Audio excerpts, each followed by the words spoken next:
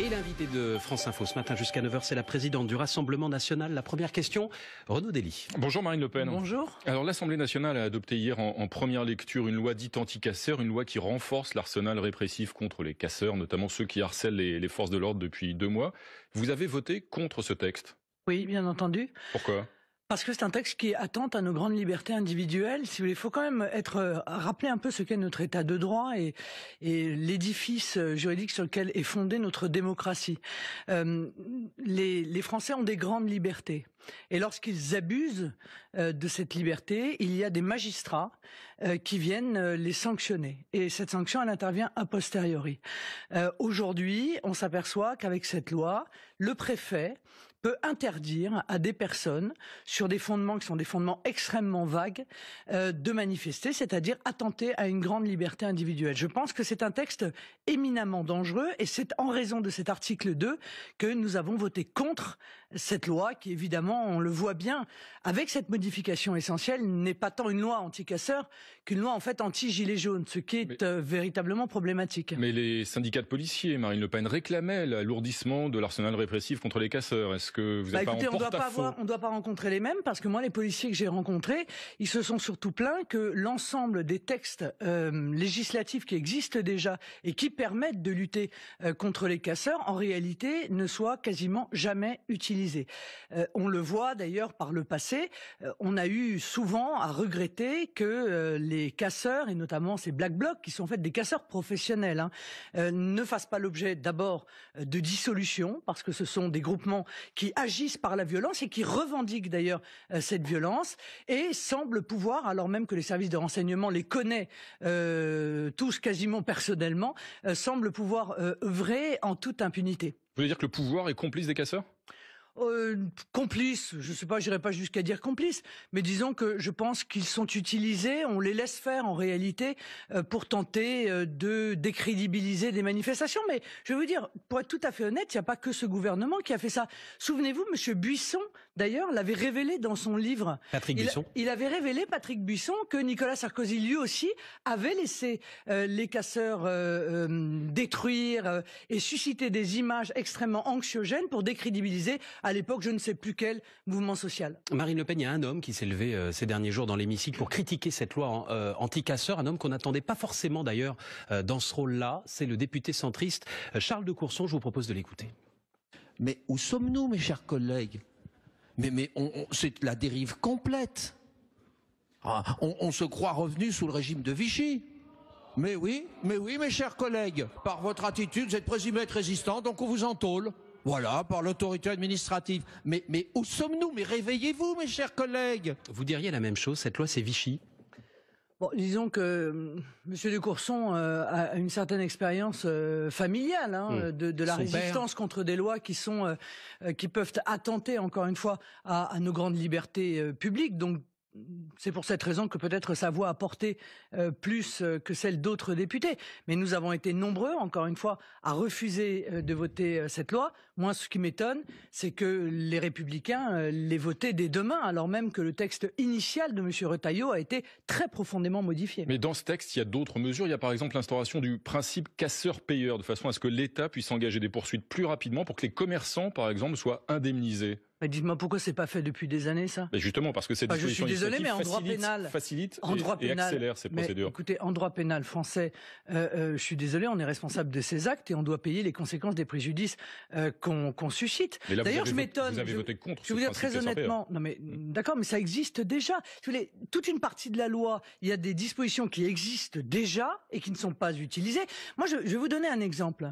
Dans les banlieues, il y a des dégradations quotidiennes. Tous les jours, il y a des abribus, des écoles, des bibliothèques, etc. Et combien de fois les collectivités territoriales ou l'État se constituent partie civile devant les tribunaux ? Quasiment jamais. Ça veut dire qu'on accepte l'idée que ce sont les contribuables qui doivent payer les conséquences des dégradations ou des pillages. Alors commençons par faire cela. En toutes circonstances, dès qu'il y a un bien commun qui est détruit, évidemment, l'État, les mairies, les régions, régions, les départements, selon leurs compétences, doivent se constituer partie civile. Précisément, on a parfois eu le sentiment ces dernières semaines que vous aviez tendance à être un peu indulgente à force de concentrer vos critiques sur Emmanuel Macron et à renvoyer presque dos à dos les casseurs et les forces de l'ordre. Absolument pas. Mais moi, je mélange pas les casseurs et les gilets jaunes. Je suis désolé, je tomberai pas dans ce piège qui est ouvert par le gouvernement. Il y a des casseurs. Il peut y avoir d'ailleurs individuellement des casseurs chez les gilets jaunes. Mais enfin, on sait très bien qu'encore une fois, il y a des groupements qui sont des groupements violents qui viennent pour casser, qui ont des cibles particulières. Elles étaient là en masse. Ils étaient 1200 le 1er mai 2018. Tout le monde savait qu'ils allaient arriver. Rien n'a été fait pour les empêcher d'arriver et rien n'a été fait pour les arrêter. Donc, on se dit tout de même qu'il y a soit une incompétence, ce qui est évidemment critiquable, soit une sorte de volonté de décrédibiliser les mouvements sociaux, ce qui est également critiquable. Marine Le Pen, vous serez cet après-midi dans le bureau d'Emmanuel Macron à l'Élysée, reçu comme toutes les chefs de parti. Est-ce que vous allez lui dire banco à l'idée d'un référendum après le grand débat ?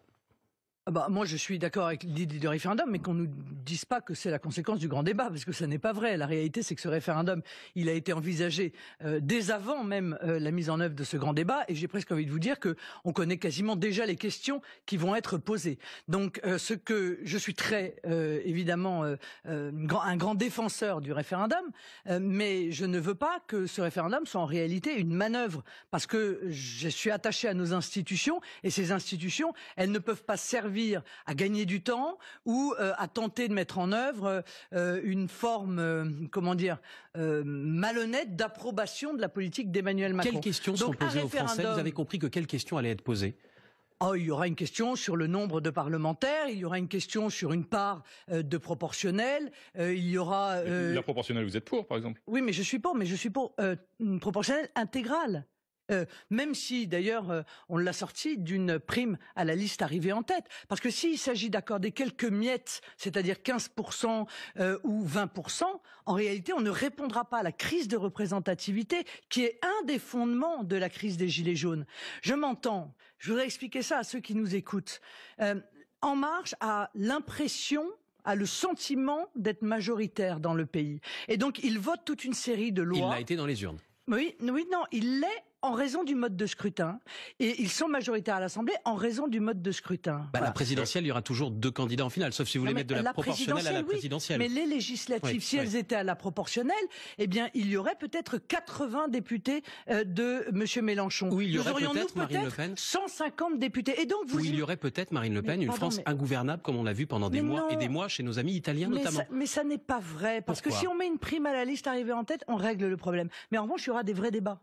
Et donc, lorsqu'il s'agira de savoir si on supprime l'ISF, on verra là une photographie réelle de ce que les Français, par l'intermédiaire de leurs représentants, pensent de la suppression de l'ISF. Or là, ils votent toute une série de choses. En réalité, ils ne représentent pas la majorité des Français. Et qu'est-ce qui se passe ? Il n'y a pas de consentement à l'impôt. Or, le consentement à l'impôt, c'est le principe même, le fondement même de notre pacte républicain. On s'interrompt quelques instants, Marine Le Pen, si vous le voulez bien. France Info. Marine Le Pen, la présidente du Rassemblement National et l'invitée de France Info jusqu'à 9h. Renaud Dely. Vous allez donc rencontrer Emmanuel Macron aujourd'hui à l'Élysée. Il y a quelques jours, il y a quelqu'un qui a fait l'éloge des qualités d'Emmanuel Macron, de sa ténacité, de sa capacité de résistance. C'est votre père, Jean-Marie Le Pen. On l'écoute. C'est certainement très compliqué, oui. C'est une écrasante responsabilité. Il faut un moral, un physique, un mental, un moral, une psychologie absolument exceptionnelle. Mais je crois que dans ce domaine, M. Macron est assez doué. Il a passé les examens depuis un moment déjà. Hein. Vous le trouvez doué ? Écoutez, oui, il y a 18 mois qu'il est président et il n'a pas été renversé. Bon, alors par conséquent, il est solide. Il est solide, il est exceptionnel à vos yeux, Emmanuel Macron ? Il y en a un certain nombre avant lui, objectivement, qui ont quand même tenu tout au long de leur mandat. C'est pas non plus quelque chose. Il épate Jean-Marie Le Pen, Emmanuel Macron. Il vous épate, vous aussi ? Oui, non, pas du tout. Mais Jean-Marie Le Pen avait aussi trouvé un certain nombre de qualités à Nicolas Sarkozy, et nous avions sur ce sujet une divergence. Mais il trouve souvent des qualités à vos adversaires. Non, mais il considère que, vous savez, il a une vision un peu, en hauteur. Il considère qu'être président de la République, c'est compliqué, c'est difficile, c'est physiquement, moralement, psychologiquement difficile. Et il a une forme de respect pour cela. Je crois que ça va au-delà des personnes, en réalité. Vous êtes, on le sait depuis quelques mois, réconcilié avec votre père. En 2017, c'est lui, via son micro-parti, qui avait en partie financé votre campagne électorale. Est-ce que vous pourriez lui demander à nouveau de l'argent cette fois-ci ? Ben, on pourrait, pourquoi pas, parce que en réalité, c'est l'argent des électeurs du Front National qu'ils confient à cette structure pour précisément financer les campagnes à l'époque du Front National, aujourd'hui du Rassemblement National. Ça veut dire que vous avez à nouveau du mal avec les banques à emprunter aujourd'hui? Oui, nous avons du mal et je vois que nous ne sommes pas les seuls puisque la France insoumise également a des difficultés. Ça pose un problème démocratique qui devrait interroger tous ceux qui sont attachés précisément à la démocratie. Vous avez vu combien de banques déjà? Non, mais beaucoup? Toutes quasiment. Et toutes vous ont dit non? Oui, toutes nous ont dit non. Ouais. Sachant que la loi a changé et qu'on ne peut plus désormais emprunter à une banque étrangère. Voilà, vous voyez, c'est très intéressant parce que, si vous voulez, on a limité les possibilités de financement, y compris auprès des Français, c'est-à-dire que on ne peut plus emprunter pour des campagnes électorales auprès des Français au-delà d'un certain seuil qui est dérisoire, minime. On nous avait vendu la création d'une banque de la démocratie en contrepartie de ces limitations et la banque de la démocratie n'a pas été mise en œuvre. Donc aujourd'hui, ceux qui peuvent se présenter sont donc ceux qui ont des relations particulières avec les banques. C'est évidemment très grave. Vous regrettez de ne plus pouvoir emprunter à une banque étrangère, une banque russe par exemple, comme vous l'avez fait la dernière fois? Non mais je m'aperçois qu'on ne peut plus faire de politique, c'est aussi simple que ça. On interdit les banques étrangères, on interdit d'emprunter auprès des Français et les banques européennes ne veulent pas vous prêter. Comment on fait? C'est la question que je pose moi. Comment fait-on? Le Rassemblement national aujourd'hui, est-ce qu'il est toujours menacé de faillite? Il n'a jamais été menacé de faillite. C'est ce que disait votre trésorier à l'automne dernier. Votre trésorier disait qu'il y avait une menace de faillite. Il a été menacé de ne pas pouvoir payer les salaires des permanents. Il a été menacé de cessation de paiement quand un juge, sur son siège, tout seul, a décidé de bloquer la subvention de 2 millions du Rassemblement national, ce qui est une décision que nous trouvons tout à fait ubuesque et là encore extrêmement grave parce que c'est le gouvernement des juges. Les juges décident qui a le droit de vie dans les partis politiques français et qui a le droit de mort. Ça n'est pas acceptable. Vous avez présenté, Marine Le Pen, il y a quelques jours, la liste qui portera les couleurs de votre parti aux européennes, qui sera une partie de la liste, qui sera menée par Jordan Bardella, qui était à votre place sur ce plateau il y a quelques jours. Il y a un homme qui affirme que vous l'avez approché ces derniers jours pour faire partie de cette liste. C'est l'un des leaders des Gilets jaunes, Éric Drouet. Je vous propose de l'écouter. J'ai plusieurs fois approché, j'ai toujours refusé. Par qui? Il y a eu Jean-Luc Mélenchon, il y a eu du Front National, il y a eu de tout. On est venu vous voir en disant Éric, rejoins-nous. Ah oui, ça arrivait plusieurs fois, oui. C'est un mouvement qui est apartisan, donc on est là pour faire avancer les choses d'un autre côté.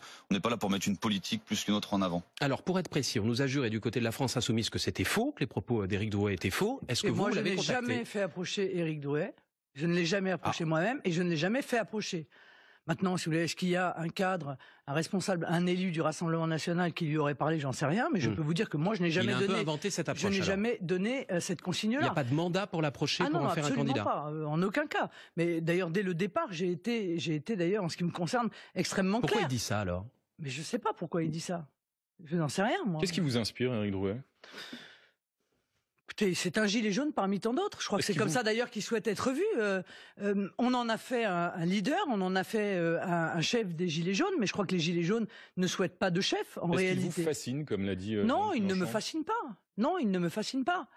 Je considère que c'est un gilet jaune parmi tous ceux que j'ai pu entendre, voir, et qui sont d'ailleurs aussi différents les uns des autres que peuvent l'être en réalité les Français qui dans notre pays souffrent, qui sont pas tous dans des situations similaires, qui ne sont pas tous sur les mêmes opinions politiques ou proches des mêmes mouvements politiques. Et c'est en cela en réalité que le mouvement des Gilets jaunes est extrêmement intéressant. C'est justement qu'il n'émane pas d'une partie ou d'une autre partie de l'échiquier politique. Et donc c'est une bonne chose pour la démocratie qu'il présente, certains de ces gilets jaunes, une liste aux élections européennes? Bon, ils peuvent le faire, c'est la démocratie. Je vois pas bien, si vous voulez, en quoi ça correspond aux revendications qui sont celles que j'ai le plus entendues de la part des Gilets jaunes. Mais ils peuvent le faire, après tout, moi ça me pose pas de problème. Parmi ces revendications qui remontent beaucoup du mouvement... Pour peu qu'elle soit indépendante, cette liste, ce qui ne semble pas être tout à fait le cas. C'est-à-dire sur la liste d'Ingrid Levavasseur, vous pensez qu'elle penche de quel côté? Oui.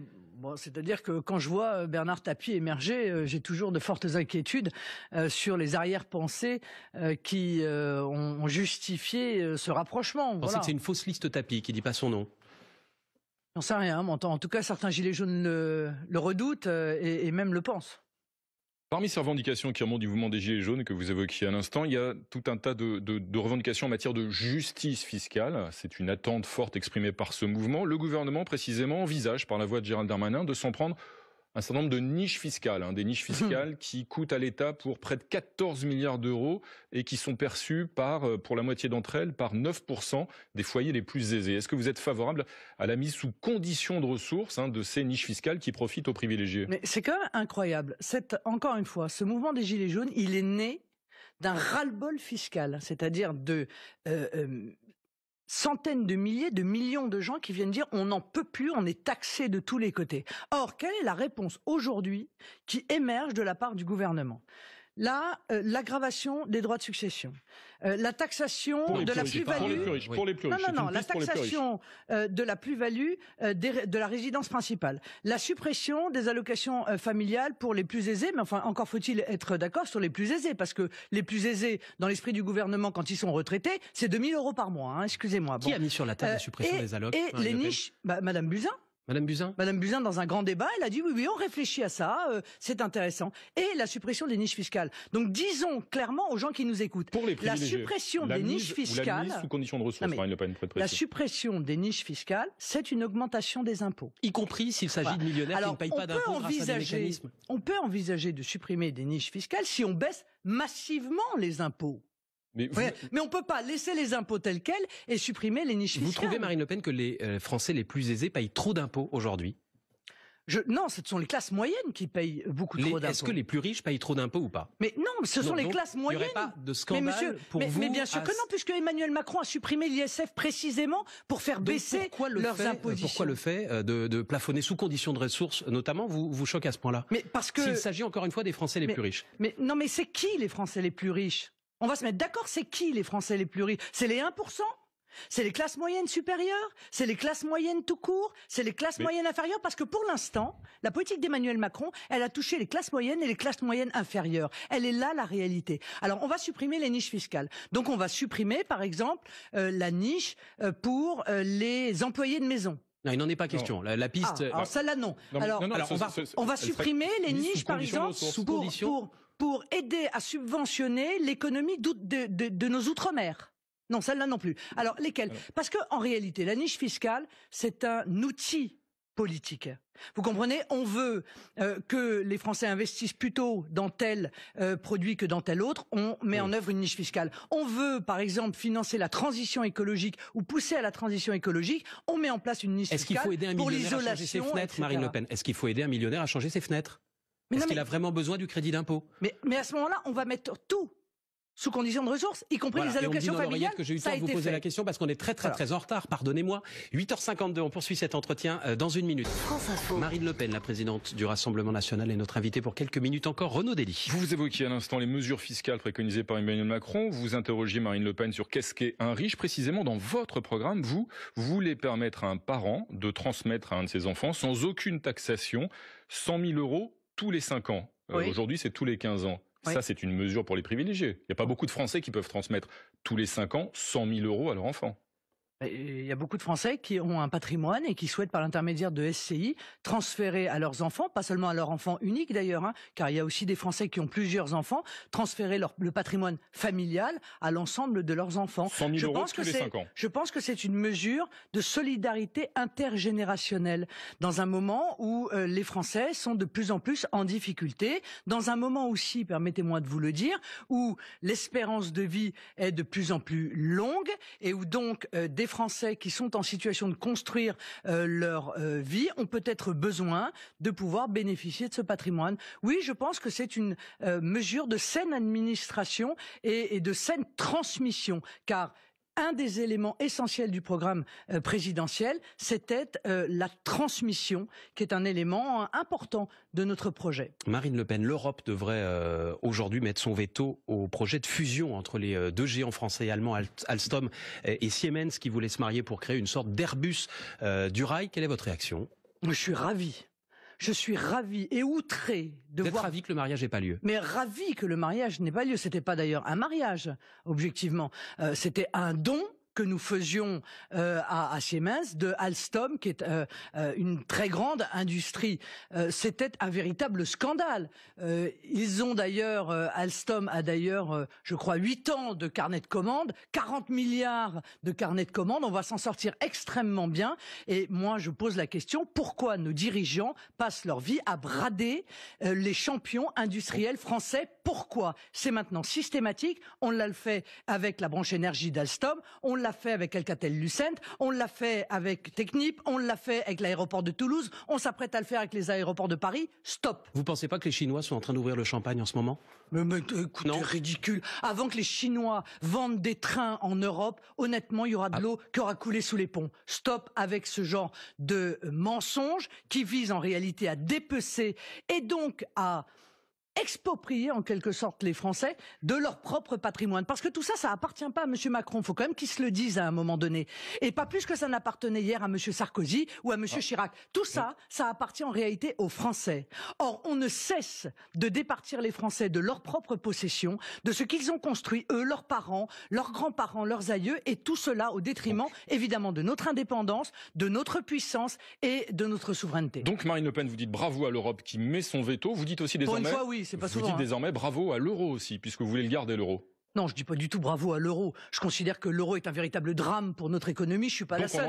D'ailleurs, parce qu'on le dit de plus en plus. Donc on en sort. Non, les Français ne veulent pas en sortir. En revanche, on va modifier la gouvernance de l'euro. C'est-à-dire qu'on va dire à la BCE maintenant, vous allez arrêter de faire uniquement de la stabilité des prix. Vous allez faire comme toutes les banques centrales mondiales. Vous allez vous attacher à l'emploi, parce que c'est quand même essentiel pour notre prospérité. Nous allons parler du quantitative easing, nous mettre autour de la table, savoir est-ce que le quantitative easing, c'est-à-dire la création monétaire, doit être directement, adressée aux banques dans l'économie virtuelle ou doit être impulsée dans l'économie réelle. On garde l'euro, donc nous allons parler des divergences entre l'Allemagne et la France. Est-ce qu'on garde l'euro, Marine Le Pen? Oui, pour l'instant, oui. Vous êtes contre, mais vous dites on le garde quand même. Mais je vous dis très clairement, je considère que l'euro a été un drame pour nos économies, en tout cas nos économies du Sud, c'est clair. Les Français ne veulent pas en sortir. On va essayer de limiter au maximum les inconvénients de cette monnaie. À la fin, on verra bien. Si vraiment ça n'est pas suffisant, on se remettra autour de la table. 70% de votre programme est inapplicable avec l'euro. C'est ce que vous avez dit, répétez-moi à combien de présidentielles. Non, c'est vous qui avez répété cette crétinerie pendant toute la campagne. Non, monsieur, j'ai dit... En mars 2017, non, monsieur, j'ai dit à peu près 70% de notre programme ne peut pas être mis en œuvre dans le cadre de l'Union européenne actuelle. Non, de l'Union européenne actuelle. Dans lequel il y a la monnaie, dans lequel il y a les accords de libre-échange, dans lequel il y a l'ouverture totale des frontières, dans lequel il y a l'interdiction de renvoyer les terroristes dans leur pays d'origine parce que les pauvres, si vous voulez bien, ils risquent, etc. Ah, mais vous pouvez vérifier, il n'y a aucun problème. Mais cessez de répéter une bêtise de plateau en plateau, quoi, parce que c'est un peu difficile. Au bout de 2 ans, je pensais que cette, comment vous dites ? Fake news avait disparu. On vérifiera calmement et on en parlera évidemment, quel que soit le résultat d'ailleurs sur l'antenne. Vous savez, parce que c'est moi qui ai prononcé la phrase. France Info. Merci beaucoup Marine Le Pen, présidente du Rassemblement National, d'être venue ce matin sur notre plateau.